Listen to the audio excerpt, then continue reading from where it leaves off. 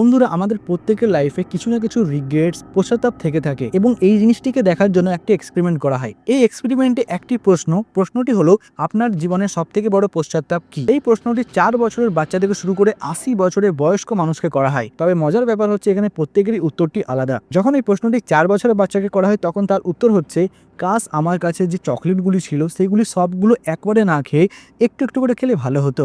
এরপর যখন এই প্রশ্নটি 10-12 বছরের বাচ্চার কাছে করা হলো তখন তার উত্তর হলো, কাশ আমার খেলনাগুলো আমি না ভেঙে ভালো করে রাখতাম, তাহলে আজকে অনেক ভালো হতো। এরপর যখন এই প্রশ্নটি 17-18 বছরের বাচ্চার কাছে করা হলো তখন তাদের উত্তর ছিল, কাশ আমরা আরো একটু ভালো করে যদি পড়াশোনা করতাম তাহলে আমাদের উচ্চ মাধ্যমিক পরীক্ষা হয়তো ভালো হতো। এরপর যখন এই প্রশ্নটি 30-35 বছরের মানুষের কাছে করা হলো তখন তাদের উত্তর ছিল, কাশ আমরা আমাদের কলেজ লাইফে আরেকটি এক্সট্রা স্কিলস কিছু শিখে রাখতাম, তাহলে আজকে হয়তো চাকরিটা পেয়ে যেতাম। আর এই প্রশ্নটি যখন 50-55 বছর বয়সের কাছে গেল তখন তাদের উত্তর ছিল, কাশ আমরা একটু সময় আমাদের বন্ধুদের দিতে পারতাম, তাহলে হয়তো জীবনটি আরো একটু ভালো হতো।